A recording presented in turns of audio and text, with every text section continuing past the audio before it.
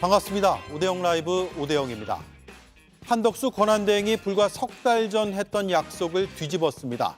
12월 26일 대통령의 임명권을 대행이 자제하는 게 일관된 헌법 정신이라고 말했었죠. 3월 24일 자신의 탄핵 심판 사건에서 헌재는 대통령직 승계가 아닌 대행일 뿐이라고 밝혔습니다. 이런 헌재 판단에도 역행할 소지가 있습니다. 그런 한덕수 대행의 대선 출마설이 국민의힘 일각에서 퍼지고 있습니다. 자격과 가능성을 짚어보겠습니다. 단도직입에선 탄핵소추위원이었던 박은정 조국혁신당 의원을 인터뷰하겠습니다. 탄핵 그 뒤 무엇에 주목을 해야 하는지, 개헌에 대한 입장은 무엇인지 물어보겠습니다. 함께할 네 분을 소개해드리고 이수진 앵커의 브리핑으로 시작하겠습니다.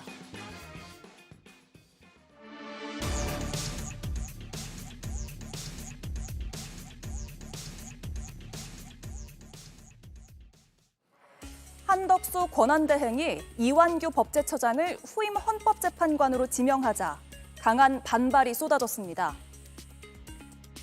한덕수 총리는 내란 세력의 헌법재판관 알박기를 중단하십시오. 한덕수 총리는 대통령 노릇을 즉각 중단하시기를 바랍니다. 대통령 권한대행이 과연 대통령 몫의 헌법재판관을 임명할 수 있을까? 법적인 질문이 가장 먼저 제기가 됐습니다. 헌법재판소는 2024 헌나9에서 국무총리가 대통령의 모든 업무를 수행한다고 해도 대통령과는 구분되는 지위에 있다라고 선을 그었습니다. 본인의 탄핵 심판이었기 때문에 이걸 모를 리가 없고 또 직접 이런 말을 한 적도 있습니다.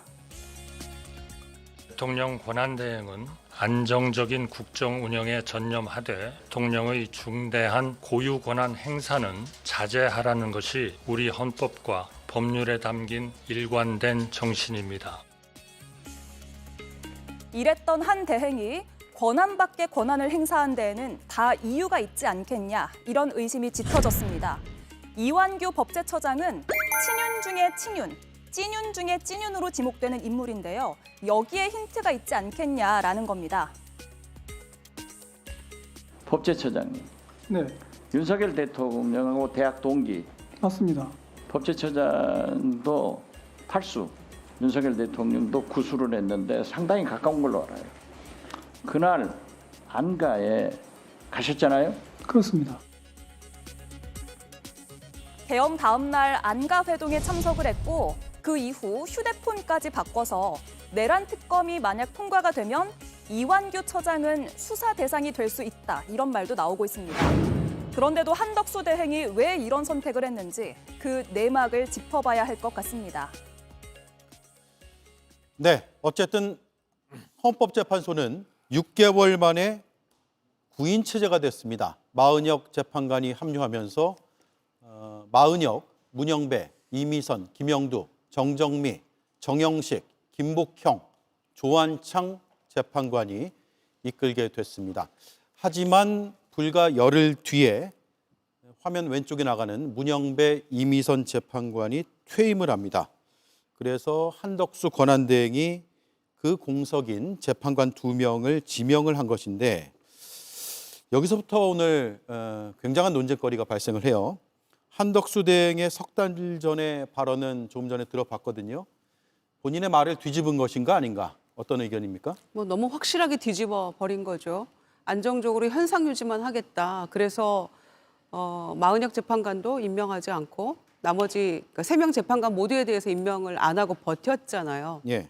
그것을 헌재에서 위헌이라고 여러 차례 얘기를 했음에도 불구하고 최상목 권한대행도 2명만 임명을 하고 1명은 또 남겨뒀단 말이에요. 그러니까 전부 다 아주 위헌적인 태도들을 계속 견제해왔던 총리와 부총리의 모습이었죠. 그래서 저는 6월 3일 날 이번 조기 대선을 치르고 나면 6월 4일 날 신임 대통령의 임기가 곧바로 시작이 되잖아요.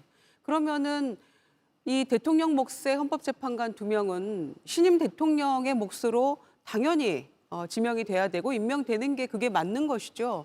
그런데 한덕수 총리가 권한대행의 권한이 없는 권한 밖의 권한을 행사했다라고 볼 수밖에 없고, 이것은 또한 그 위헌적인 태도라고 볼 수 있죠. 예. 그러니까 사실상 이태원 참사에 책임을 지고 사퇴했어야 될 한덕수 총리가 계속해서 생명 연장을 해오다가 3년여를 이렇게 버티고 쇠심줄보다 더 질긴 것 같아요. 그러면서 이런 상황에 대해서 누구보다도 이게 어떤 게 위헌적인 것이고 이건 내 고난 밖의 일이라는 것을 누구보다 잘 알고 있을 텐데 이렇게 전격 지명을 하는 것은 저는 4월 4일 날 파면 이후로 이제는 조금 한숨 돌리려나 했는데 산 넘어 산이구나. 그래서 사실은 산불이 굉장했고 피해도 막심했는데 잔불 처리를 제대로 못하면 다시 되살아나잖아요.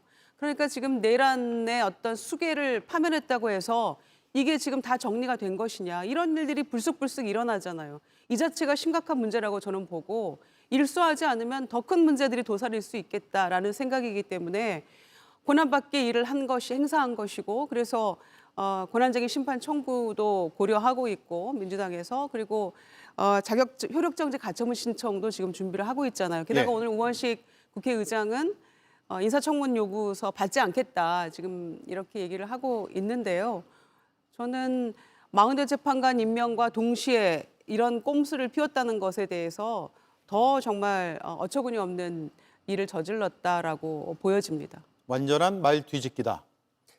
네, 우리 당 오늘 공식 논평 제목이 헌정 질서를 지키고자 헌법재판관을 지명한 한덕수 대통령 권한대행의 결단을 높게 평가한다 이겁니다. 지금 마은혁 재판관 후보자를 임명해야 한다는 민주당의 압박이 갈수록 커지는 상황에서 마 후보자에 대한 임명을 계속 미루긴 어려웠을 거고요. 또 이제 4월 18일로 다가온 두 헌법재판관의 임기 종료를 두고 두 사람을 임명하지 않을 경우에 7명으로 구성되는데 이 경우에 심리는 할 수는 있습니다만 그래도 완전체를 구성하는 것이 좋겠다라는 판단을 했다고 생각합니다. 저는 한덕수 대통령 권한대행이 오늘 이 결정에 대해서 제 결정의 책임, 모든 것은 오롯이 자신의 책임에 있다 이렇게 얘기를 했고요. 한덕수 대통령 권한대행이 대통령 권한대행이라는 분이 지금 우리나라 국정 전반에 대한 모든 책임을 지고 있는 분으로서 막중한 책임감을 느끼고 내린 결단이라고 생각하고 석 달 전에 한덕수 권한대행이 했었던 말과 지금 정치적 환경이 변화했다는 측면 역시 한 권한대행이 고려하지 않았을까. 이제 일상으로 돌아가고 헌재 구성도 완전히 정상화시켜야 한다는 판단을 했던 게 아닌가 생각해 봅니다. 예, 석 달 전과 지금은 정치 상황이 많이 달라졌다 이 말씀이고요. 한덕수 권한대행의 2024년 12월 26일 발언 다시 한번 보여주시죠. 대통령 권한대행은 나라가 위기를 넘길 수 있도록 안정적인 국정 운영에 전념하되 라고 하고요. 그 뒤에 대통령의 중대한 고유 권한 행사를 자제하라는 것이 우리 헌법과 법률에 담긴 일관된 정신이다라고 했는데 저희가 저렇게 적었지만 그 앞에 중요한 대목이 하나 더 있습니다. 헌법기관 임명을 비롯한 대통령의 중대한 고유 권한 행사는 자제다. 이렇게 분명히 발언을 했기 때문에 말이 달라진 것은 분명해 보이고 다만 그것에 대해서 국민의힘에서는 정치 환경의 변화에 따라서 중대한 결심을 한 것이다. 이렇게 보고 계시는군요. 한덕수 권한대행 탄핵 심판, 본인에 대한 탄핵 심판 사건에서 헌법재판소가 대통령 권한대행의 지위에 대해서 판단한 부분이 있습니다. 국회에서 소추할 때 의결 정족수가 3분의 2냐, 2분의 1이냐를 보는 과정에서 2분의 1이라고 결론을 지으면서 이렇게 밝혔습니다. 한번 들어보겠습니다.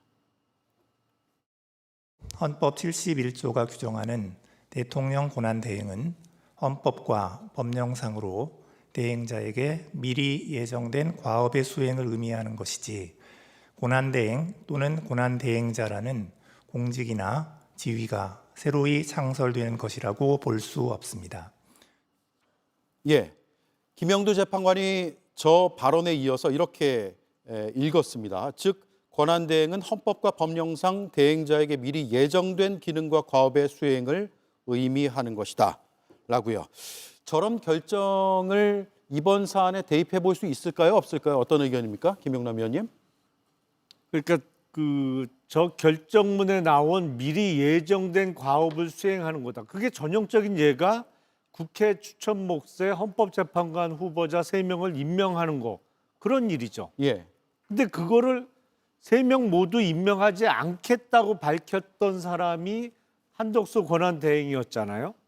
그다음에 이제 최상목 권한대행은 3명 중에 2명만 임명하고 1명은 끝끝내 임명을 안 한 채로 지금 수개월이 지났는데 이제 와서 갑자기 임명하면서 뭐 이게 권한대행이 당연히 해야 될 일인 것처럼, 그리고 대통령 지명 몫의 2사람을 또 임명하는 수순으로 가고 있는데, 이게 이제 제가 보기엔 헌법과 법률의 위반이냐 위법이냐, 그래서 범죄가 되는 정도의 위법성은 아니라고 볼 수도 있겠습니다만, 누가 봐도 부적절해 보이는 것은 틀림없고, 지난 금요일 날 탄핵이 인용되기는 했습니다만 여전히 지금의 집권 세력의 억지와 몰상식은 계속되고 있다라는 생각을 지울 수가 없습니다. 더군다나 헌법재판관 후보자로 지명된 이완규 법제처장은 윤석열 전 대통령의 친구이자 뭐 누가 뭐래도 가장 최측근인 사람인데, 그런 사람을 신임 헌법재판관 후보로 지명을 한다? 그렇다면 금요일 날 파면은 선고됐지만 사실상 막후에서 인사권을 행사하거나 아니면 인사권에 어마어마한 영향력을 윤석열 전 대통령이 사실상 행사하고 있는 것이 아니냐? 이러면 파면 결정을 무력화시키는, 이거야말로 정말 위헌위법한 상태인 것이죠. 예. 제가 보기엔 심각한데요. 이거는 정말 상식에 어긋나도 너무 어긋난다고 생각이 듭니다. 네. 네, 한덕수 권한대행이 경거망동하지 말라라는 국민의 요구에 정면으로 반대하고 있습니다. 정면으로 행동하고 있는 것이죠. 본인 스스로 얘기했지 않습니까?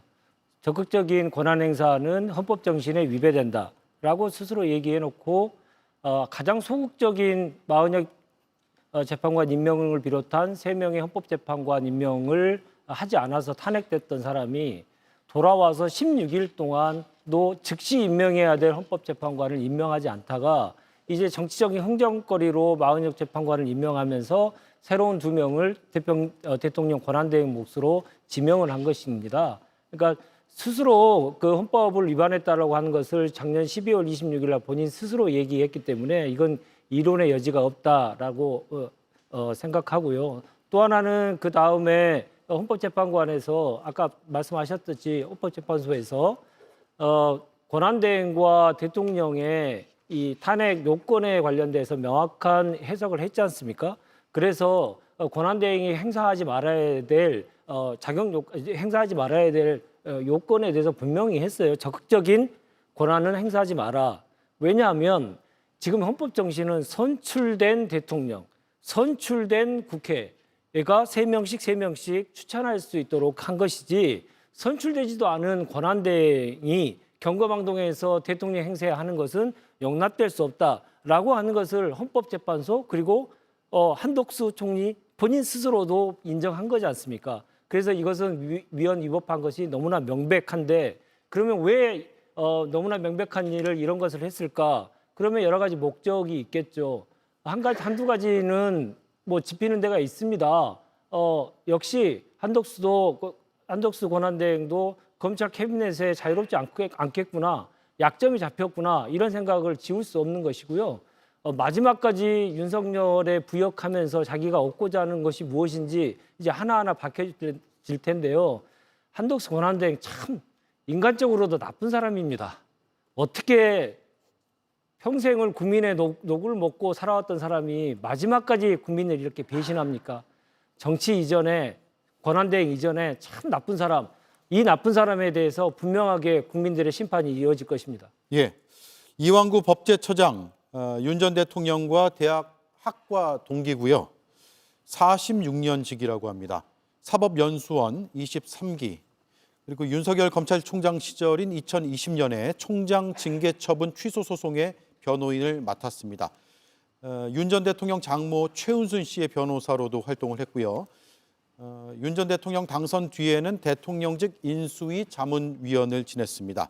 2022년 5월 윤석열 정부에서 법제처장으로 임명된 인물이기도 합니다. 그리고 12.3 비상계엄 다음 날 안가 모임의 멤버였죠. 그렇습니다. 사실상 지금 헌법재판관으로 이 월권을 통해서 지명할 게 아니라 이완규 법제처장은 수사를 받아야 될 대상이라고 저는 생각합니다. 그러니까 한덕수 권한대행이 보여주는 행태는 딱 부러지게 떡 떨어지는 월권 행위이자 저는 완전히 헌법 파괴적, 반헌법적 행태를 보이고 있다라고 생각하는데요.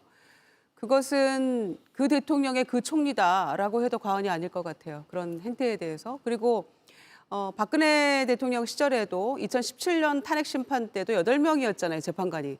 그때 왜 8명이었냐? 대법원장이 지명하는 한 명은 충원이 됐습니다마는 대통령 몫의 재판관 한 명에 대해서는 이것은 대행이 할 수 없다라는 전제를 가지고 지명을 안 했던 것이거든요. 황교안 권한대행 시절이요. 예, 그래서 8명이 이제 탄핵 심판을 했던 것인데 이번에도 마은혁 재판관 임명하면 7명으로 얼마든지 헌재에서 뭐 탄핵 관련 심리는 열 수 있거든요.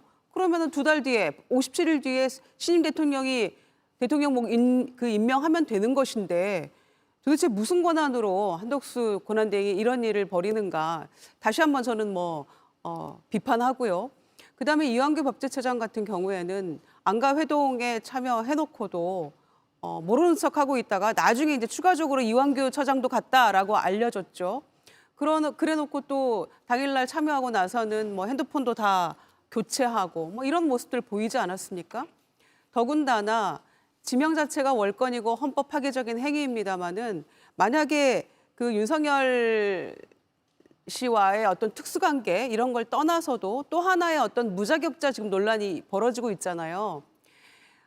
애초에 성립 안 되는 저는 지명이라고 생각합니다마는 헌법재판관의 경우에는 당적을 가지고 있었으면은 탈당하고 3년이 지나야 되거든요. 예. 그런데 2022년 대선 때도 뭔가 캠프에서 역할을 했었고 그다음에 선대위에서 그다음에 법제처장 임명되고 나서 5월 13일 날 그 즈음에 탈당했다라고 알려져 있거든요. 예. 그렇다면 이거는 따져봐야 될 문제입니다. 애초에 자격이 없는 사람에 대해서 지명한 것일 수 있기 때문에 특수관계를 떠나서도 이 부분도 명확히 조금 짚어봐야 될 문제라고 생각합니다. 예. 어찌됐거나 지명 자체도 그다음에 이완규 법제처장 이 후보로 지명된 이 인물도 둘 다 완벽하게 문제가 있는 인사다라고 판단합니다. 예. 다만 이완규 법제처장은 국민의힘 당적이 없다라고 언론 통화에서 밝혔기 때문에 말씀하신 대로 따져볼 문제인 것 같고요. 일단 본인의 이력이나 인물 정보에는 그런 내용들이 일부 온라인에 게시된 부분이 있는데 본인은 아니라고 반박하기 때문에 실체가 뭔지 국민의힘에서 한번 따져주셔야 될 것 같아요. 네, 일단 워낙 많은 문제점을 제기해 주셔서 하나하나 좀 말씀드리겠습니다. 예. 한덕수 권한대행이 대통령 몫의 헌법재판관 2명을 임명하는 것이 위헌이냐 반헌법적이냐 이 부분에 관해서는 명확한 판단을 아직 받아보지 못했습니다. 그래서 국회가 권한쟁의 심판을 한 것이고요. 그 권한쟁의 심판의 결과 그것이 위헌이라고 한다면 문제가 될 수 있겠지만 그렇지 않을 경우엔 자동적으로 임명을 할 수 있다고 보는 게 중론이라고 봅니다. 또 하나는 후보자가 국민의힘 당적을 가졌느냐 가지지 않았었느냐. 박지원 의원이 SNS상을 통해서 이완규 후보자에 대해서 그러니까 헌법재판관 후보자에 대해서 이야기를 했는데 언론 보도 결과 이완규 후보자는 한 번도 당적을 유지한 적이 없다라고 얘기를 하고 있고요.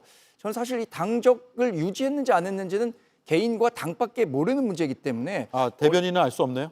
지금 확인이 안 돼요. 제가 개인정보까지 알 수 있는 상황은 아니고 해서 본인과 이 당 이게 실제로 형사적인 문제가 되지 않는 한 당적을 알기는 굉장히 어려운 걸로 제가 알고 있습니다. 지난번 전당대회 때도 우리 전당대회에서 일부 폭력 행위를 일삼은 분이 자유통일당원이 있냐, 국민의힘 당원이냐 이 부분이 문제가 됐을 때도 파악하기 어려웠었다는 점이고요.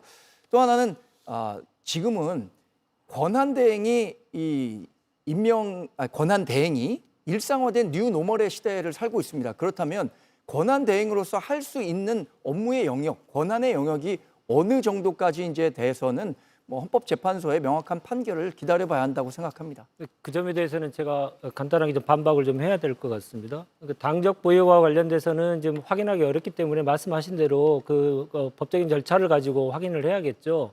근데 헌법재판관의 이 자격 요건 중에 안 되는 사람의 기준 중에는 이것도 있습니다. 대통령을 당선시킬 목적으로 고문이나 자문을 했던 사람은 3년 동안은 못한다. 이러한 조항이 있어요. 예. 그러니까 실제로 대통령의 캠프 출신들이 헌법재판관, 특히나 대한민국의 헌법의 최고의 보루인 헌법재판관으로 임명되지 못하도록 하는 가장 기본적인 조항을 두고 있습니다. 근데 아무리 생각해도 3년이 좀 지났을 수도 있습니다. 그러나 정치적으로 생각을 해보십시오. 아니, 대통령이 아무리 알박기 인사를 하고 싶어도 어떻게 헌법기관 그리고 헌법재판소 이런 사법부에 캠프 출신들을 알박기 인사를 합니까? 그것도 파면된 대통령이요. 이건 법조문이 어떻든 간에 상식선에서 그리고 정치적인 측면에서도 국민에 대한 도리가 정말 아니죠. 이걸 어떻게 정당하다고 할 수 있겠습니까? 그분은 분명히 말씀드립니다. 캠프에서 법률팀에서 활동했다는 것을 언론 보도를 통해서 많이 확인할 수 있습니다. 네거티브에 대한 대응을 윤석열 후보에 대한 네거티브에 대한 대응을 열심히 한 3명 중에 1명의 변호사로 국민들께 다 알려져 있는 사람입니다. 이 사람을 어떻게 알박게 합니까? 염치가 있어야죠. 예, 3년이라는 시한이 있다는 거죠. 그런데 3년이라는 시한을 보면 이게 이제 막 지났다고 그렇게 주장할 수도 있습니다. 왜냐하면 2022년 3월 9일 날 대선이 있었기 때문에 이제 3년이 막 지나지 않았느냐, 이제 괜찮지 않냐 이런 얘기 할 수도 있겠습니다만은 파면된 대통령의 캠프 출신을 어떻게 다음 새로운 대한민국의 헌법재판소의 재판관으로 임명한다는 것입니까? 알겠습니다.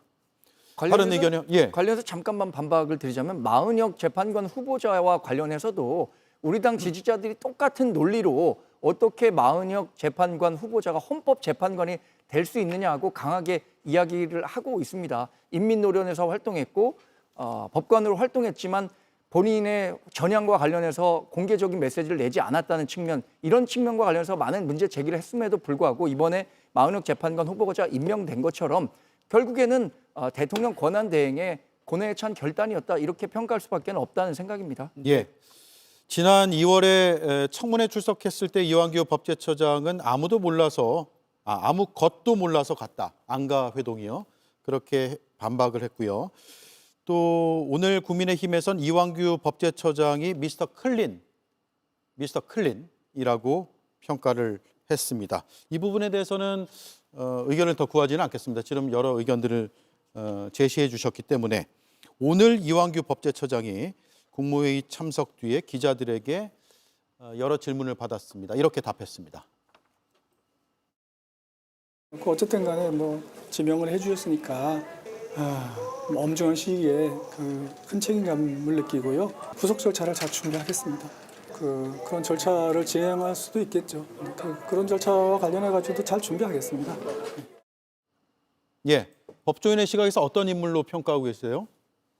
글쎄요, 일단 지명한 사람도 제정신인가라는 생각이 듭니다만 고사했어야죠. 혹시라도 본인의 동의 없이 지명이 이루어졌을 리는 만무한 거고, 왜냐하면 고위공직자로서 사전에 이제 인사검증을 위한 동의 절차 같은 게 있으니까 본인한테는 언질이 갔을 거고, 필요한 개인정보 제공에 대한 동의나 여러 가지 동의 절차는 이미 이루어졌다고 봐야 될 텐데, 그 과정에서 이완규 법제처장이 아무리 봐도 지금 상황에서 제가 헌재 재판관 후보로 나서는 거는 적절해 보이지 않습니다라고 극구 사양하고 고사를 했어야죠. 저건 양식이 없는 거죠. 지금 저게 말이 됩니까 지금? 예. 더군다나 헌법재판관이면 예를 들어서 어떤 고위공직자의 탄핵 재판도 재판관으로서 심판에 임해야 되는데,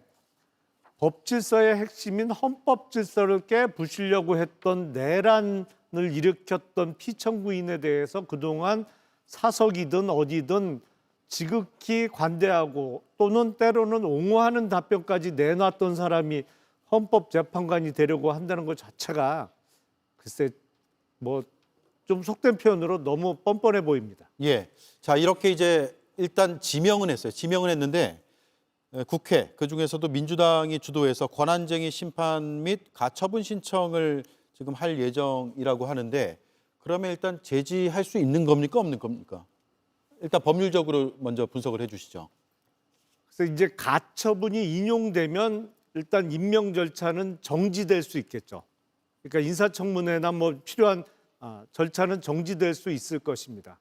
예. 그런데 문제는 아니 모든 정치적인 결단 내지 행위를 다 헌재로 갖고 가는 것도 바람직해 보이지 않고 예. 사실은 저런 법적 다툼이 일어나지 않게 상식에 맞게 인사권도 행사가 돼야 되는데 지극히 요식행위인 국회 추천 목세 헌재 재판관은 3명 다 임명 안 하겠다고 아무런 법적 근거도 없이 완강히 거부했던 한덕수 권한대행이 아니 이제 인사청문회나 필요한 절차 마치고 만약에 임명이 된다 그러면 한 달 남짓하면 새로운 대통령이 뽑히고 인사권자가 바뀔 수밖에 없는 상황인데 이미 6월 3일 대선 날짜도 확정이 됐고요. 근데 이제 와서 대통령 몫의 임명권을 행사하겠다. 더군다나 마은혁 후보자의 임명과 동시에 헌재 재판관은 4월 18일 이후에도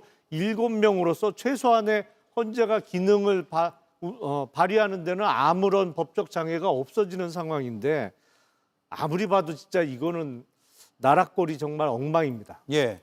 야권에서 어떻게 지금 대응하고 있습니까? 권한쟁의 심판 및 가처분 신청 검토 얘기가 나오고 있고 또 조국혁신당에선 탄핵 한덕수 권한대행 탄핵 얘기가 나오는데 일단 김정희 의원 말씀 듣고 윤재관 의원 드릴게요. 예, 권한쟁의 심판 청구, 그다음에 효력정지 간처분 신청 등 법적인 어떤 할 수 있는 것들은 다 할 계획인 것 같고요. 그다음에 아까 말씀드린 것처럼 임명 동의안 아예 받지를 않겠다라는 게 이제 국회의장의 오늘 이야기였는데 정말 저는 한덕수 권한대행이 뭐 이렇게까지 염치 없게 파렴치한 일을 막 이렇게 스스럼 없이 할 거라고는 정말 생각을 못했거든요.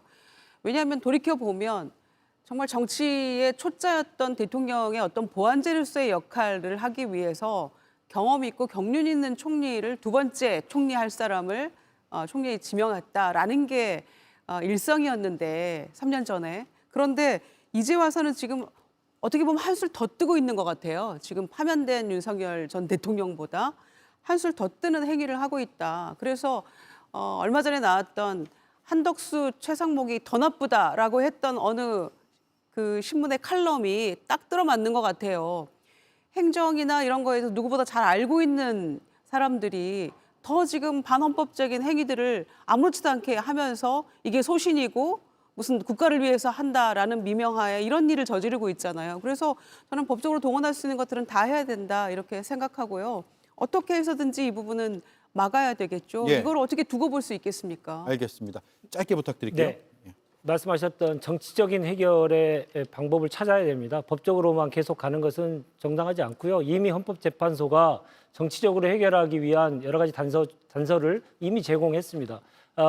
지명한 자가 자격 요건을 갖추지 않았습니다. 위헌을 했다라고 하는 사실, 한덕수가 위헌을 했다는 사실은 정부인이 알고 있고 그 위헌을 했던 자가 헌법재판소 재판관을 지명한다는 것은 어불성설입니다. 두 번째, 지명을 받은 자, 법제처장의 그동안 한 일을 우리가 다 기억해야 됩니다. 작년 12월 31일 날 최상목 권한대행이 헌법재판관 2명을 임명할 때 국무회에서 강하게 맹비난했던 사람입니다.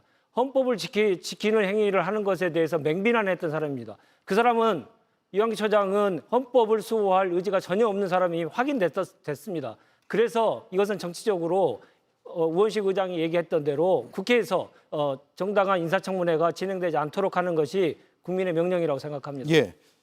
지금 말씀하신 그 내용은 이완규 법제처장이 지난해 최상목 권한대행이 헌법재판관 후보자 3명 중에서 2명을 임명을 했잖아요. 다 아시다시피 당시 국무회의에서 왜 2명을 임명을 하느냐라고 강하게 반발했다는 것이 여러 언론 보도를 통해서 알려진 내용이라는 점을 제가 첨언해드리고 네. 발언권 드릴게요. 그런데 그 다 자꾸 위헌이라고 하시는데 위헌 여부는 이제 판단을 봐야 하는 겁니다. 예. 이것이 위헌이라고 규정할 만한 어떠한 근거도 없고요. 그래서 지금 민주당을 비롯해서 야당이 권한쟁의 심판을 청구하는 거 아니겠습니까? 그렇다면 헌법재판소에서 이게 정확하게 권한대행이 할 수 있는 영역인지 아닌지는 판단받으면 되는 것인데 자꾸만 위헌이라고 하는 것은 옳지 않다고 생각하고요. 저는 지난 헌법재판소가 윤석열 대통령에 대한 파면 결정을 내릴 때 했던 이야기를 우리 정치가 곱씹어봐야 한다고 생각합니다. 정치로 풀어야 할 부분이 있습니다. 정치를 복원해야 한다고 하는데 지금 얘기처럼 권한쟁의 심판에 가처분 가처분 신청에 이렇게 모든 걸 정치로만 풀려고 하는데 저는 마은혁 재판관 후보자가 이번에 임명된 만큼 그와 상응해서 아니면 어떤 한덕수 권한대행의 결단으로 인해서 대통령 권한대행으로서 임명한 부분에 대해서 같이 논의를 해서 인정해 줄 수 있는 대목이라고 생각합니다. 예, 이 와중에 국민의힘 내부에서 한덕수 권한대행의 대선 출마설이 퍼지고 있거든요. 그냥 설이 아니라 언급이 나오고 있어요. 들어보겠습니다. 뭐 지금 한덕수 총리를 모시자 이런 의견도 있고 결국 어떻게 하면은 우리가 참 힘든 상황 속에서도 많은 총의를 모아서 이길 수 있는 방법, 지혜를 모으자 이런 겁니다. 한덕수 대행이 뭐 후보로서 적절하지 않느냐는 의견을 갖고 있는 의원님들이 많이 있는 것으로만 알고 있을 뿐이고 지도부 입장에서는 거기에 대해서 언급하는 것 자체가 적절치 않다고 생각합니다. 예, 윤상현 의원은 한덕수 총리를 모시자는 의견도 있다. 이길 수 있는 방법, 지혜를 모으자는 것이다. 이런 발언을 했는데 당내에서 이런 목소리가 꽤 있습니까? 아니면 아주 일각인가요?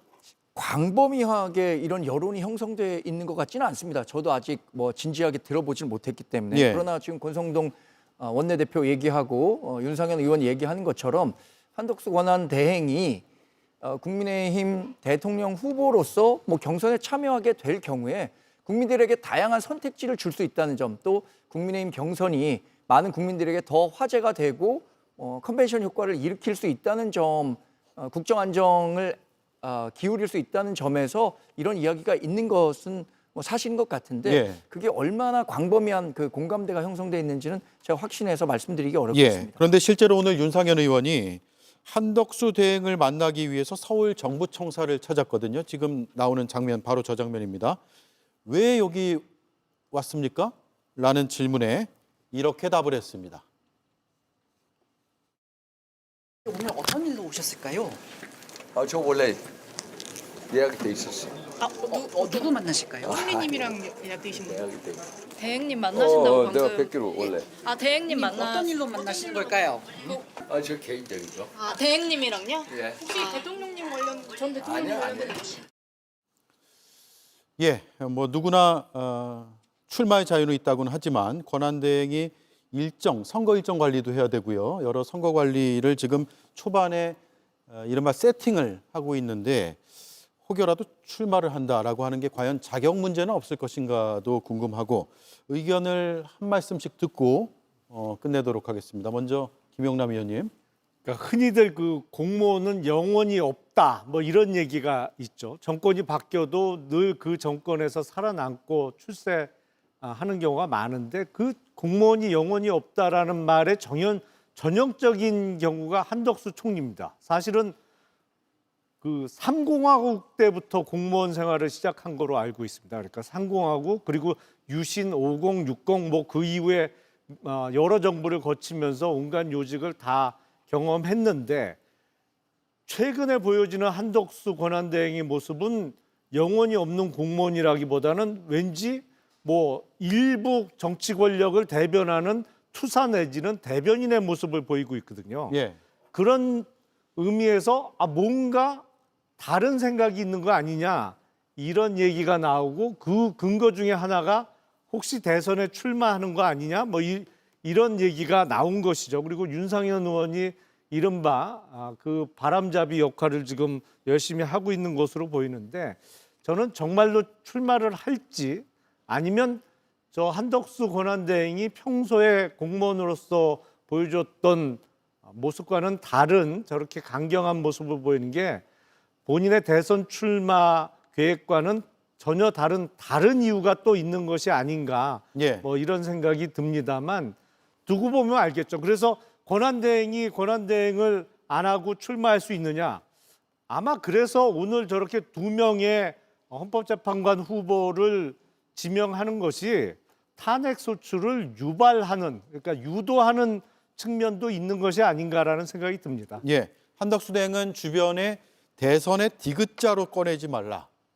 대선의 디귿자도 꺼내지 말아라. 이렇게 입단속을 시키고 있다고 하는데 입단속 자체가 대선 출마설을 더 키우는 것 아닌가 이런 생각도 드네요. 윤재관 의원님. 한덕수 권한대행이 지금 해야 될 일이 무엇이겠습니까? 탄핵으로 인해서 비상계엄으로 인해서 경계가 꼬그라져 있는 경제가 대한민국 경제가 날로 추락하고 있는 것을 어떻게 하든지 살리기 위한 마중물의 역할을 할 수 있는 추경을 더 독려하고 그 추경이 적극적인 재정을 통해서 국민의 삶을 어느 정도 보호할 수 있도록 하는지를 해야 될 국무회의에서 오늘 하는 일이 무엇이었습니까? 국민을 또 분노케 하는 행위만 하고 있습니다. 우리 경제 사정이 지금 어떻습니까? 환율이 지금 가장 최악의 상황으로 가고 있고 주가도 역시 곤두박질을 치고 있습니다. 이럴 때 경제 전문가라고 하는 사람들이 뭐 하고 있습니까? 그리고 트럼프가 관세 전쟁을 펼칠 때 우리나라의 국익을 지키기 위해서 한덕수 총리는 무엇을 했습니까? 이런 역할들을 하면서 남은 60일간 50 며칠간의 국가가 제대로 정상적으로 운영되게 하기 위한 노력을 하는 것이 마지막 국무총리로서의 소임을 다하는 것입니다. 그러한 행위에 대해서는 단 한 번의 소식도 들리지 않습니다. 예. 이런 염치 없는 자들은 바로 탄핵해야 된다고 생각합니다. 예. 뭐 한덕수 권한대행의 대선 출마를 두고 제가 이래라 저래라 말씀드릴 만한 위치에 있지 않지만 결국은 한덕수 권한대행의 의지에 달렸다고 봅니다.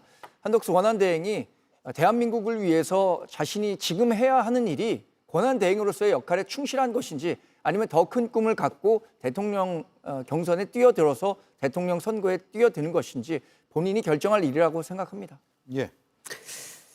국민의힘이 반성도 제대로 안 하고 또 당원 1호라고 하는 윤석열 출당도 안 시키고 그러면서 또다시 지금 윤상현 의원 같은 경우에는 계속해서 내통해 왔던 사람 아닙니까? 윤석열 전 대통령과.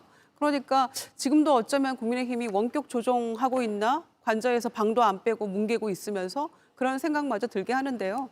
한덕수 대행이 뭐 그런 생각 가지고 있다면 마지막 대선 관리를 잘 하고 물러나는 게 본인의 마지막 소명이라고 저희들은 다 생각하고 있는데 내란 수사도 받아야 되고 그런데 제사보다 제밥에 관심이 많다면 아예 그냥 처음부터 꿈도 꾸지 마시라 얘기하고 싶고요. 국민의힘도 윤석열 용병을 데려다가 후보로 내세웠던 당이기 때문에 얼마든지 지금 이 위기를 타파하기 위해서는 한덕수 대행도 가능하다라고 생각하는 사람들이 몇 명은 있는 것 같아요.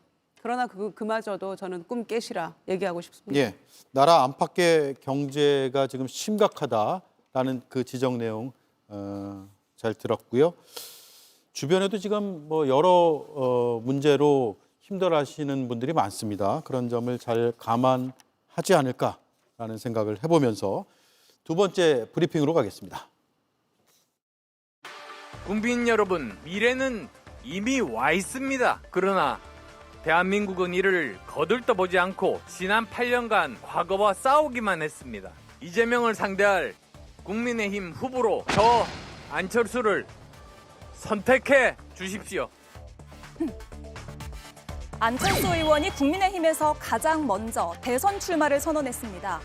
그런데 엉뚱하게 손가락에 적힌 이 6글자가 눈길을 끌었습니다. 윤석열 전 대통령이 토론 때 임금 왕자를 손바닥에 적어놨기 때문에 설마 이번에도 그런 건가라는 생각이 스쳐 지나갔습니다. 안철수 의원 측은 곧바로 손에 적힌 글씨는 이효진 대변인이었다라고 하면서 소개를 위해서 잠시 적어둔 거였다고 설명을 했습니다. 자라보고 놀란 가슴, 소뚜껑 보고 놀란다. 그만큼 이번 대선에서 국민의힘에 들이운 윤석열 전 대통령의 그림자가 짙은 거겠죠. 눈길을 끄는 장면은 또 하나 있었는데요. 윤석열 수호를 외쳤던 윤상현 의원이 탄핵에 찬성했던 안철수 의원의 출마 회견에 참석을 해서 이렇게 포옹을 해준 겁니다. 이런 가운데 어제까지만 해도 청년들을 생각하면 마음이 아프다라고 말했었던 김문수 고용노동부 장관은 오늘 돌연 장관직을 사퇴했습니다. 젊은이들이 이제 대학을 졸업을 많이 하는데 일자리를 구하지 못하고 자기 꿈을 펴지 못하는 이런 현실을 보면은 여러분 정말 사랑합니다. 제가 특별히 좀 사랑합니다. 김 전 장관은 내일 국회에서 기자회견을 열고 대선 출마 선언을 한다고 하는데요. 국민의힘에선 15룡이 꿈틀대고 있다.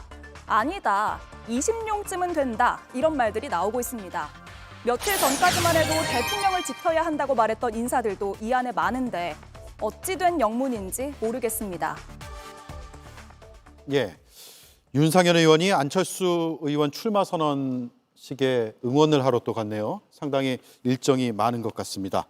국민의힘 대선 경선 출마자가 몇 명일까? 15룡이란 얘기도 나오고 있고요. 20룡이란 얘기도 나오고 있고 용이 맞냐? 라는 얘기도 나오고 있습니다. 지금 그래픽으로 준비했는데 언론 보도를 통해서 일단 출마 선언한 인사, 출마 선언이 예정된 인사, 그리고 예상되는 인사, 언론에서 거론되는 인물까지 쭉 적어봤습니다. 일일이 세진 않겠지만 상당히 많네요. 얼마 전까지 대통령을 지키겠다라고 했던 분들도 상당수 포함되어 있는데 바로 열리는 대선에 출마 의사를 표시하는 듯 합니다. 이런 현상 어떻게 봐야 될까요? 먼저 김희정 의원님. 그 숫자로만 봐서는 만약에 이분들이 다 현역 의원이라면 거의 교섭단체 구성할 정도의 숫자로 다가서는 거 아닙니까? 뭐 20명 얘기도 나오니까요. 이제 그러나 뭐 1차, 2차 예비 경선 통해서 몇 명이 남을지는 두고 봐야 될 문제고 또 경선에 끝까지 뭐 완주할 수 있을지 저분들 모두가 그것도 또 지켜볼 문제라고 생각합니다. 한마디로 참 염치 없는 행동들이죠. 그러니까 그동안에 이제 뭐 대선 출마, 조기 대선 열리면 거론했던 사람도 있습니다만은 그동안 숨죽이고 있던 보이지 않던 사람들까지 다 등장을 하고 있거든요. 이분들이 정말 국가와 국민을 위한 어떤 소명의식을 가지고 정말 대선에 뭐 될 수 있다는 어떤 그런 확신과 자신을 가지고 이렇게 나왔을까요? 그건 아닌 것 같아요. 그러니까 대선에서 정권 교체의 그 민심이 압도적으로 높잖아요, 지금 현재. 그리고 아마 남은 2달 대선 레이스 진행되는 동안에도 그 기조는 유지가 될 거라고 생각하는데 다음번 당권이나 아니면은 내년 지방선거를 겨냥해서 본인의 어떤 정치적 존재감 부각, 몸값 높이기 이런 차원이라고밖에 설명이 안 되는 거죠.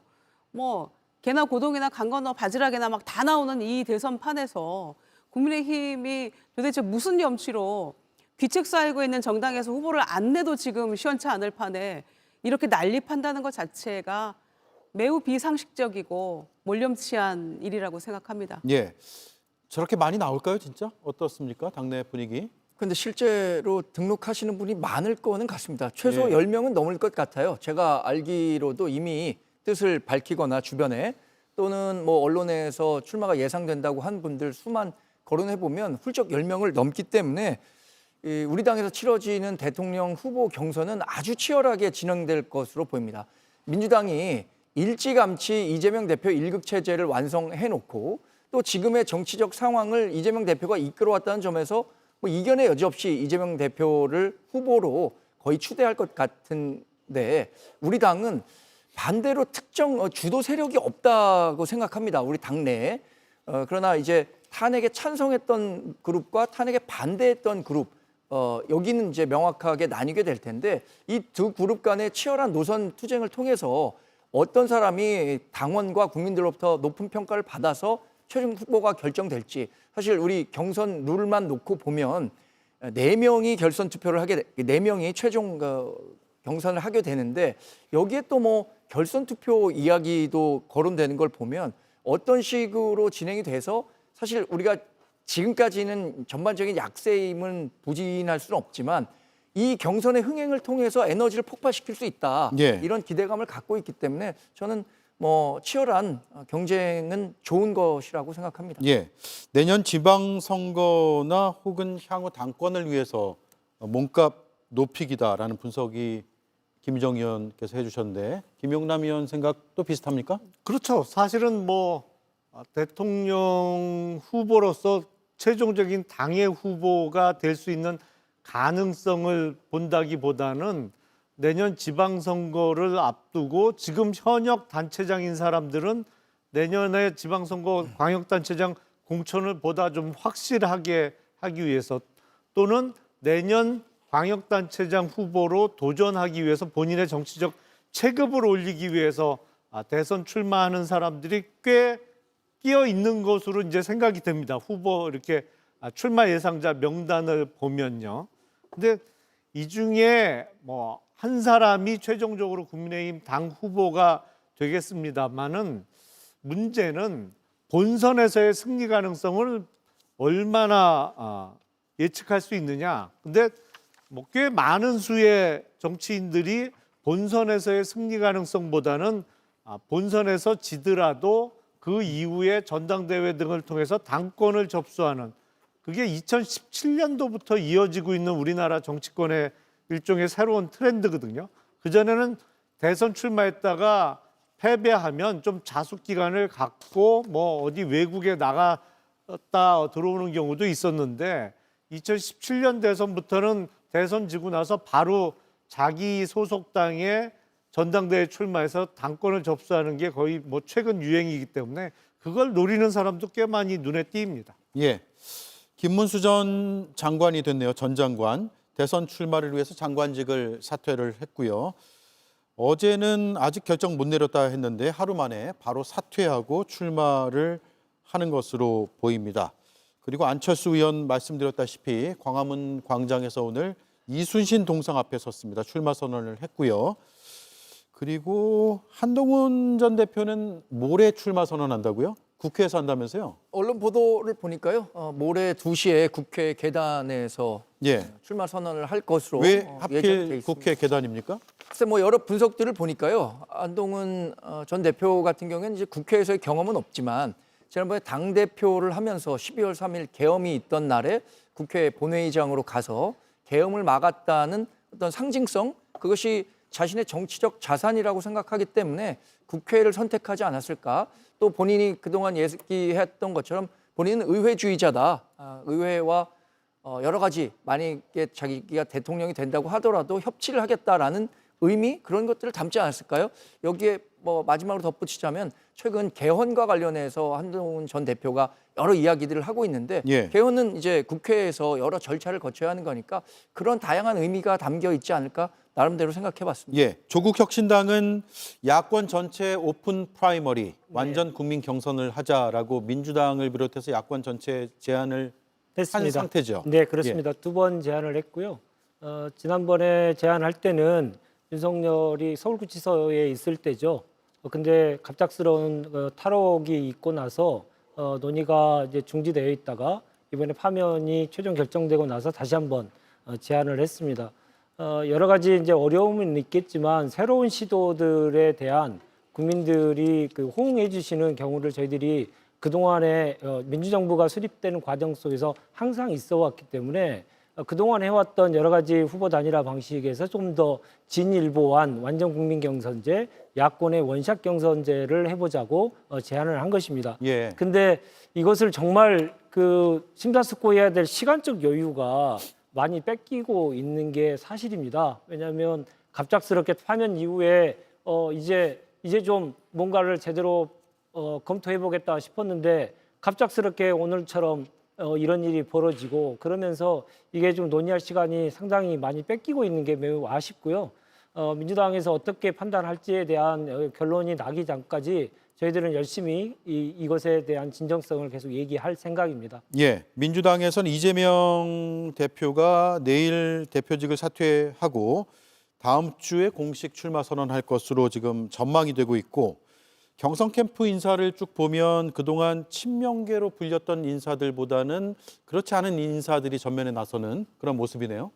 아무래도 이제 그 소위 친명계 의원들 같은 경우에는 당직을 많이 맡고 있기 때문에 당직 맡고 있는 의원들 외에 이제 후보의 어떤 경선 캠프잖아요. 그러니까 이제 거기에는 과거 이제 문재인 정부에서 일했던 그런 분들 또 좀 통합적으로 어떤 캠프를 꾸린다는 경선 캠프를 꾸린다는 차원에서 뭐 윤호중 위원장이랄지 강훈식 의원이랄지 박수현 의원 뭐 이런 분들 한병도 의원 이런 분들이 많이 포함이 된 것 같고요. 나중에 이제 당 차원의 어떤 대선 선대위는 좀 더 거국적으로 이제 꾸려지게 되겠죠. 그런 차원에서 아마 이렇게 경선 캠프는 꾸린 것 같고요. 차후에 이제 그 출사표를 어디에서 어느 장소에서 출마 선언을 할지 이런 것들은 아마 내일 모레 금명간에 밝혀지지 않을까 생각합니다. 예. JTBC 여론조사 결과를 쭉 설명해드리고 마칠까 합니다. 6월 3일로 대선일이 확정이 됐죠. 먼저 범보수 진영 살펴보면 김문수 전 장관이 가장 높은 지지를 받는 것으로 일단 나타나고는 있습니다만 빨간색은 국민의힘 지지층이고 회색은 전체 응답자입니다. 그 차이가 꽤 있는 것으로 보이네요. 다음은 범진보 진영입니다. 이재명 대표가 압도적으로 보이고 그 뒤에 이낙연, 김부겸, 김동연, 우원식, 김경수 이런 순으로 나타나고 있고 역시 푸른색은 민주당 지지층, 회색은 전체 응답자여서 전체 응답자와 민주당 지지층에는 괴리가 어느 정도는 좀 있다라는 말씀을 드리고 마지막으로 후보별 가상 3자 대결도 살펴보겠습니다. 네, 이재명, 김문수, 이준석 세 후보가 맞붙을 경우를 가상했을 경우 저런 수치가 나오고요. 예, 또 있습니까? 예, 이게 마지막 장이군요. 네, 여기에 대한 여러분들의 의견은 시간상 구하지 않겠습니다. 여론조사가 계속 돌아갈 것이고요. 늘상 해야 되는 얘기가 될 것이기 때문에 여기까지 진행을 하죠. 네 분 고생 많으셨습니다.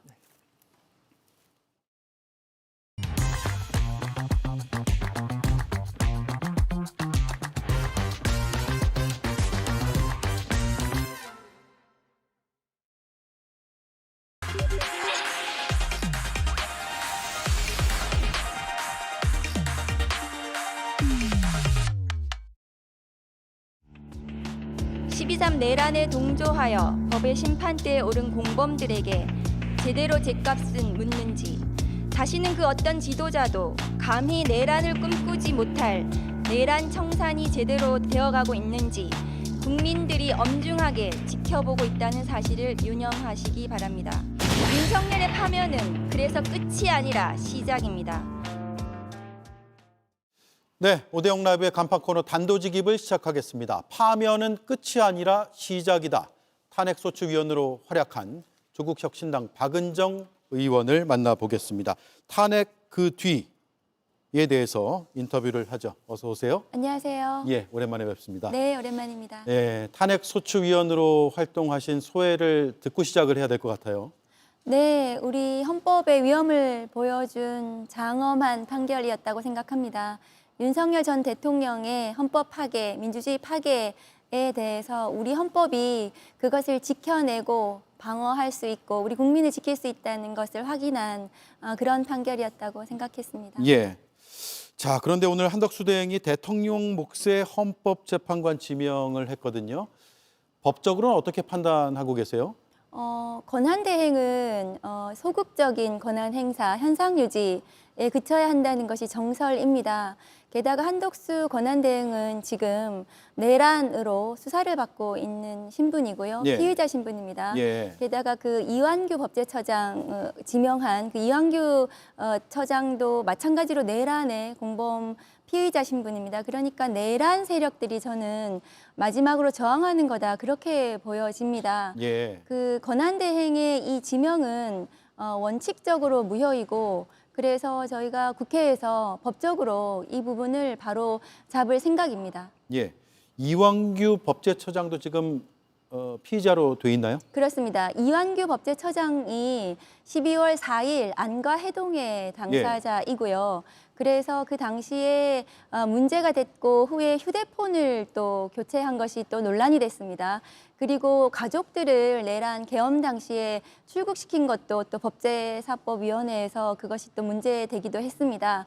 그 이완규 법제처장은 또 게다가 최상목 권한대행 당시에 국무회의에서 마은혁 재판관 임명과 관련해서 헌법재판소에서 위헌, 임명하지 않는 것은 위헌이다라는 결정을 확인해 줬음에도 불구하고 예. 임명하는 것이 의무가 아니다라는 취지로 그 헌법재판소의 결정을 따를 필요가 없다는 취지로 말을 해서 사실은 반헌법적인 인물이라고 저는 생각합니다. 그래서 헌법재판관으로 지명하는 것 자체가 매우 어불성설이고 게다가 그 헌덕수 대행의 지명 자체가 당연 무효이기 때문에 저는 인사청문 절차가 진행되어서는 안 된다고 생각합니다. 예, 한덕수 대행이 오늘은 나라를 위한 슬기로운 결정이라고 했잖아요. 근데 불과 석 달 전 지난해 12월 26일 발언을 보면 대국민담화에서 대통령의 중대한 고유권한 행사는 자제하라는 것이 헌법의 정신이다. 일관된 헌법과 법률의 정신이다. 이렇게 대국민담화에서 얘기했단 말이에요. 그래서 비법률가인 제가 볼 때는 오늘과 3개월 전의 발언이 자기 모순 아닌가 이런 생각이 드는데 법률가 시각으로는 어떠세요? 네, 그때그때 따라서 말을 바꾸는 모습이라고 생각하고요. 실망스러운데요.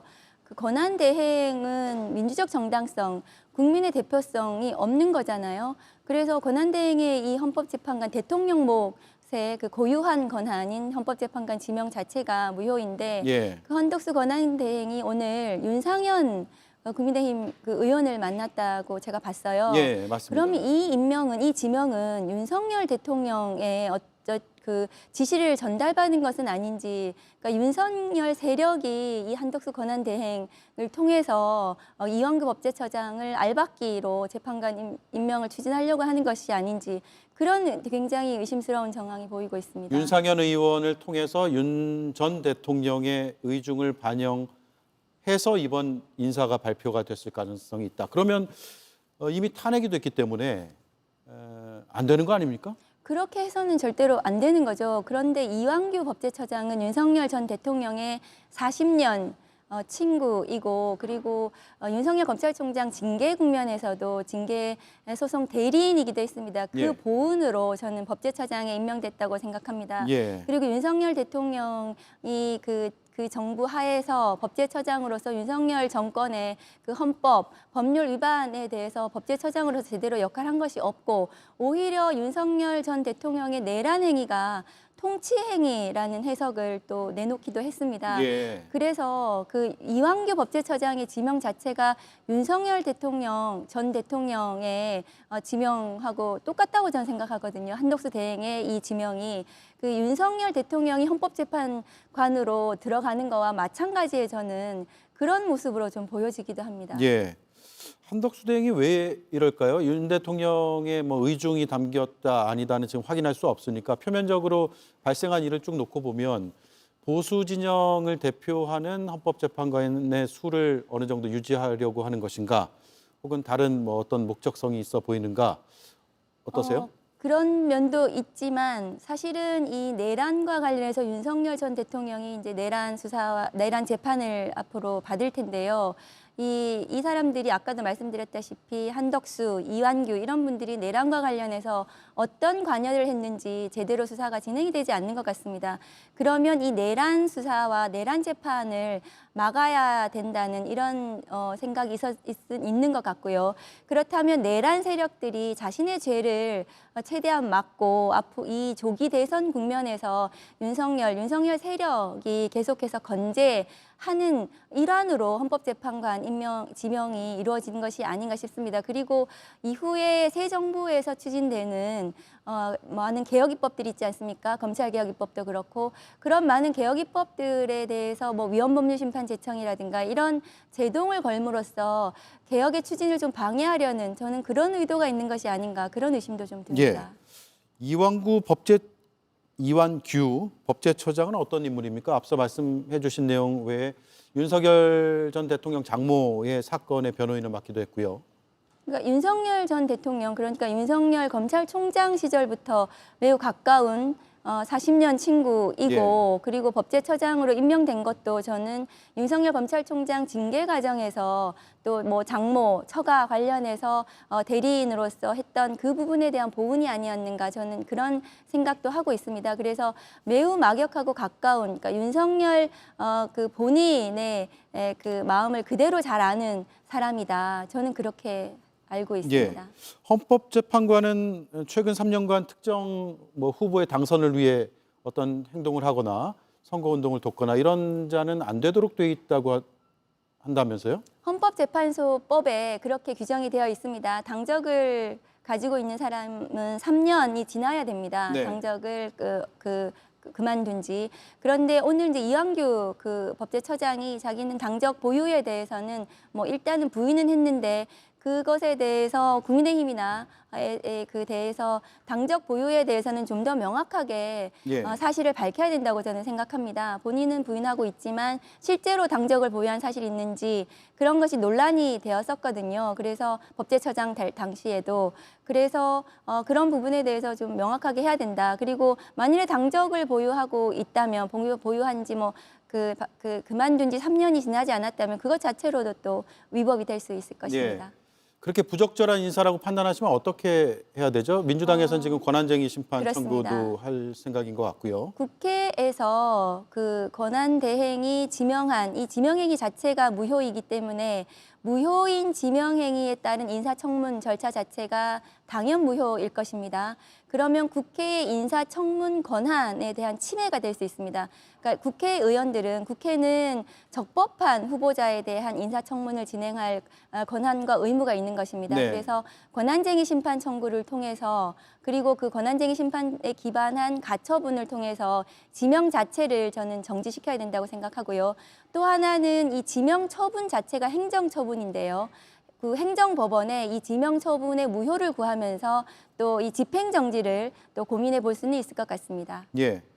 권한쟁의 심판은 헌법재판소에서 하는 거잖아요. 그렇습니다. 헌법재판관들이 헌법재판관 동료로 올 수도 있는 사람에 대한 판단을 하는 것은 문제는 없을까요? 괜찮을까요? 헌법재판관 지명 자체가 헌법에 부합해야 하는 것이기 때문에 헌법재판소에서는 이것이 헌법에 합치되는지, 그러니까 지명 절차와 관련해서 분명한 판단을 내리셔야 된다고 생각하거든요. 그래서 권한대행의 민주적 정당성, 국민 대표성에 위반되는 이 지명에 대해서는 저는 위헌 결정을 내려주실 거라고 생각합니다. 네.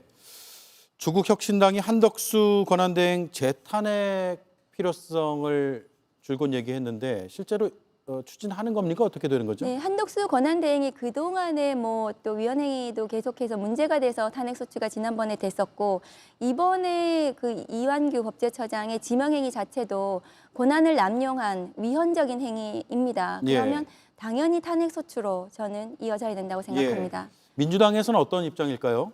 민주당에서도 저는 뭐 아마 오늘 굉장히 이게 충격적인 일이라고 생각하거든요. 그래서 적극적으로 저는 검토해 볼 수도 있다고 생각합니다. 예. 반면 탄핵은 너무 잦다, 줄 탄핵이다 이런 비판과 반박도 늘 따라붙잖아요. 그거 이제 국민들께서 그 윤석열 전 대통령의 헌법 파괴 내란 행위에 대해서 또 굉장히 단호하게 탄핵을 찬성해 주셨어요. 그러면 그 대행인 한덕수 권한대행 또 최상목 또 전 권한대행의 위헌적인 행위가 굉장히 반복적으로 이어져서 저희가 보기에는 위헌행위의 끝판왕들이라고 저는 생각합니다. 그러면 이분들이 최고 공직자의 지위에서 헌법을 계속 위반하는 행위를 하는 것 자체가 저는 국정 운영에 굉장히 심각한 불안을 준다. 그것이 위험하다고 생각하고 조기 대선 국면에서도 과연 정치적 중립성을 지키고 선거 관리를 제대로 할 수 있겠는가 그런 의문이 저는 들고 있습니다. 예. 주제를 바꿔볼게요. 조국 혁신당이 심우정 검찰총장 상설 특검을 하겠다라고 밝히고 있는데 구체적으로 어떤 사안에 대한 겁니까? 네, 심우정 검찰총장은 지난번 그 윤석열 전 대통령 내란 수괴 혐의 구속 취소 결정에 대해서 즉시 항고를 하지 않았습니다.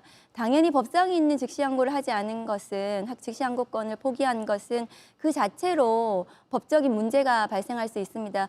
그 외에 지금 심우정 검찰총장의 자녀 문제도 지금 대두가 되고 있고요. 그래서 검찰총장으로서 과연 그 자리에서 검찰총장의 직무를 수행하는 것이 적합한가 그런 문제가 지금 제기되고 있습니다. 그래서 저는 이제 법사위에서도 그 법무부에서 직접 감찰로 그 심우정 검찰총장의 위법한 행위에 대해서 진상 조사가 이루어져야 된다고 주장을 해왔고 또 그 수사로 이어져야 될 부분은 수사를 통해서 그 진상을 규명해야 된다고 저는 생각합니다. 그래서 심우정 검찰총장이 지금 그 검찰총장으로서 계속해서 지금 앞으로 검찰이 진행하는 명태균 게이트 수사라든가 기타 여러 가지 많은 김건희 여사 관련한 부분들도 그렇고 윤석열 전 대통령에 대한 또 남아있는 수사들에 대해서 검찰이 과연 제대로 정치적 중립성을 지켜서 공정하게 수사할 것인가 그리고 거기에 심우정 검찰총장이 책임자로서 있는 것이 맞는 것인가 그런 문제의식 속에서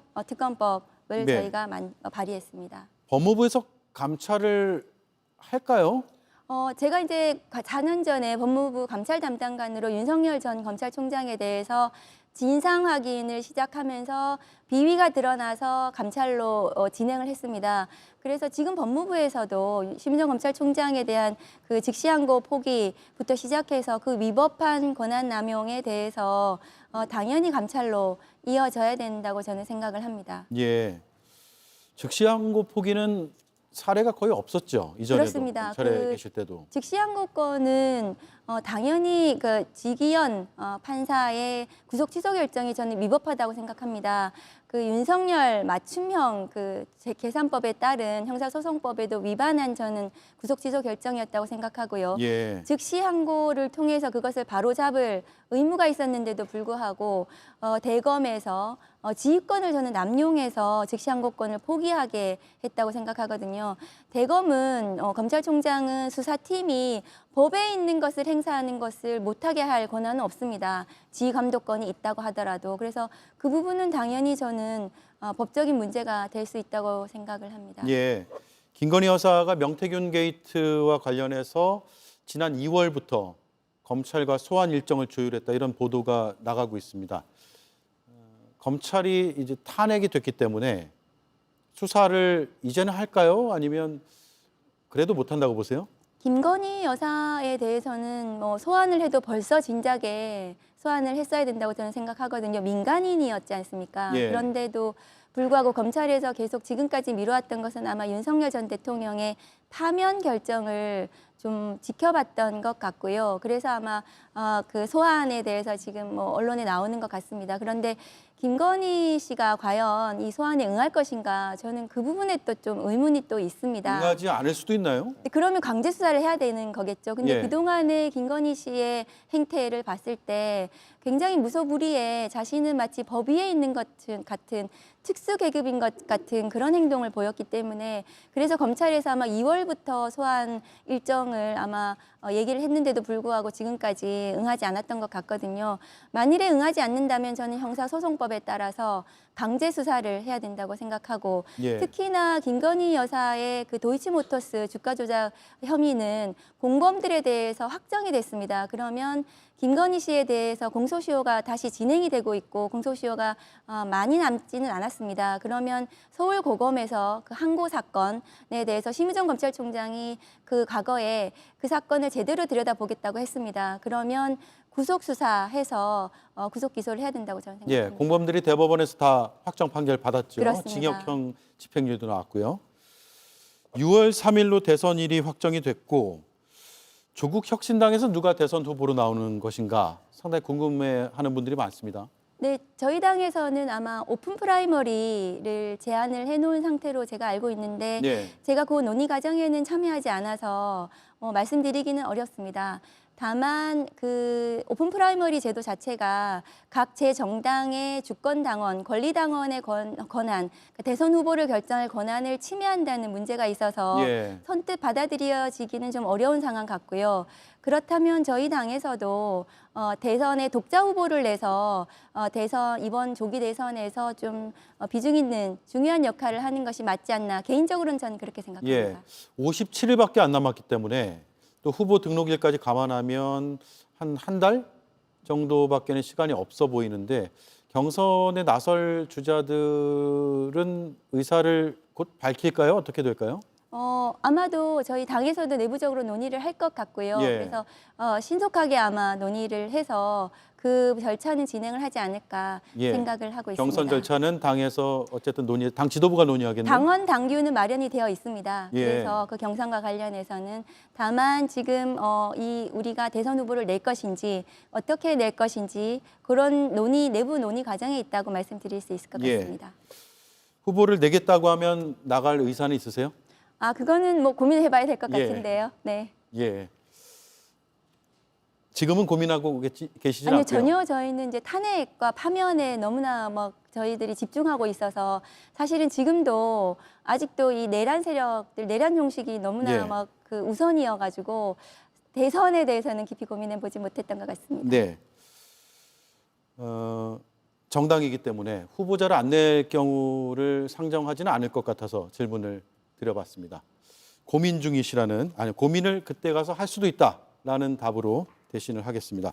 개헌론이 지금 우원식 국회의장이 띄우면서 정치권에 큰 화두가 됐는데 이재명 대표도 그렇고 한동훈 전 대표도 그렇고 여야 할 것 없이 개헌의 필요성에는 다 공감하는 거 아니겠어요? 조국 혁신당에서도 그 필요성은 공감을 하시죠? 그런데 지금 조기 대선 국면에서 개헌을 주장을 하는 것은 저는 좀 맞지가 않다. 왜냐하면은 헌법을 파괴하는 세력이 윤석열 대통령, 전 대통령과 국민의힘이 배출한 대통령이지 않습니까? 그래서 예. 저는 국민의힘과 이 개헌을 논의하고 싶지는 않다. 그런 생각은 좀 들거든요. 그래서 국민의힘과는 논의하고 싶지 않다. 개헌, 그러니까 헌법을 파괴한 대통령을 배출한 정당이고, 그리고 이 개헌을 하지 않아서 내란을 저지른 건 아니지 않습니까? 그리고 개헌은 지금으로서는 60일 내에 이 개헌과 관련해서 이 많은 논의들을 하기에는 시기적으로도 그렇고 물리적으로도 저는 불가능하다. 예. 87년 체제를 극복하기 위해서 어떤 개헌을 할 것인가는 저는 새 정부에서 논의할 주제이다. 저는 그렇게 생각합니다. 이재명 대표는 구체적인 입장은 아직 더 들어봐야겠습니다만 2030년 이후로 개헌이 시행이 되는 것으로 생각한다는 분석도 일각에서 나오고 있고 한동훈 전 대표의 경우에는 28년부터죠. 임기를 3년으로 단축해서 28년부터 시행하는 것으로 해서 일단 개헌 논의는 차기 정부에서 해야 된다라는 입장인 것 같고 반면에 우원식 의장이나 국민의힘 일부 지도부는 대선일에 맞춰서 국민투표를 해야 된다라고 하는데 일단 그 안에 대해서는 시기적으로, 시간적으로, 물리적으로 빠듯하기 때문에 어렵다 이런 입장이시고요. 네, 그렇습니다. 예. 그리고 저희 당은 만일에 하더라도 새 정부 이후에 내년 지방선거 때 예. 개헌에 대한 국민투표를 할 수 있지 않나 이런 정도의 그 의견을 내고 있는 것으로 알고 있습니다. 예. 그래서 개헌에 대해서는 지금 국민의힘에서 주장하는 이유가 이 조기 대선 국면에서 국민의힘이 이 대선에서 자기들의 승리를 장담할 수 없기 때문에 개헌으로 눈길을 돌리게 하려는 그런 의도는 아닌지 저는 좀 그런 부분 의심스럽습니다. 예. 검찰 개혁 문제를 마지막으로 좀 질문을 드려야겠습니다. 검찰은 여전히 개혁의 대상이라고 보시는 거죠? 네, 그렇습니다. 그리고 이번에 아마 JTBC에서 그 국민들을 상대로 이 새 정부의 대선의 주요 의제에 대해서 질문한 것 중에 예. 첫 번째가 경제 회복이고 두 번째가 검찰 개혁으로 조사가 된 것으로 제가 봤습니다. 그럴 정도로 윤석열 검찰 정권에 대해서 국민들이 느낀 그 실망감과 검찰에 대한 이 무소불위 권한에 대해서 제대로 뭔가 개혁하고 건강하게 만들어야 된다는 열망들이 있으신 것 같습니다. 그래서 저희가 조국혁신당에서 작년에 발의해 놓은 검찰개혁 입법들을 저희들이 그 22대 국회에서는 반드시 관철시켜서 검찰 개혁을 이루겠다. 그것이 저희들의 또 지난 총선 공약이기도 했기 때문에 네. 저는 이 검찰 개혁이 앞으로도 계속해서 국민들이 아마 포기하지 않고 계속해서 의제로 가져가실 거라고 저는 생각합니다. 예. 구체적으로 어떤 내용일까요? 과거에는 뭐 수사권 조정도 있었고 공수처를 신설함으로써 검찰의 권한을 좀 내려놓게 하는 부분도 일부분 있었습니다만 아직 미완이라는 평가를 받거든요. 그렇습니다. 문재인 정부에서 뭐 공수처의 설치 등을 통해서 일부 검찰개혁의 뭐 진행을 좀 한 것은 있지만 사실상 윤석열 정권을 탄생시킨 이런 부작용이 있었습니다. 그래서 검찰이 가지고 있는 수사권, 기소권, 공소 취소권, 영장 청구권, 수사 종결권 이 많은 권한을 하나의 권력기관이 가지고 있음으로 해서 그런 폐해가 있었던 것이거든요. 그래서 중요하게는 수사권과 기소권을 분리해서 공소청과 수사청으로 나누는 이것이 아마 근간이 될 것이라고 생각하고요. 예. 그리고 그 공소 제기 권한도 민주적인 통제를 받아서 뭐 기소 대배심제라든가 이런 그것을 법률로서 통제한다는 것이고요. 그리고 수사와 관련해서도 수사 절차에 있어서 인권을 보장한다라든가 이런 여러 가지 민주적 통제와 감독적인 절차를 넣음으로써 그동안의 그 검찰권의 남용으로 빚어졌던 문제점들을 좀 불식시키고 검찰 개혁으로 나아가는 이런 진행이 될 거라고 생각합니다. 예, 알겠습니다. 오늘 시간이 벌써 다 됐네요. 탄핵 소추위원으로 활동하시고 국민들도 많이 마음을 졸였는데 실제로도 뭐 소추위원으로 활동하시는 현장에 있는 의원들도 굉장히 마음이 답답했다는 얘기를 들었는데 오늘 그 소회와 더불어서 여러 이야기들을 들어봤습니다. 바쁘신데 나오셔서 고맙습니다. 또 뵙겠습니다. 네, 감사합니다. 예, 지금까지 박은정 조국혁신당 의원이었습니다. 기억해 모든 약속 설레던 처음 만남처럼 언제라도 나 여기 있을게.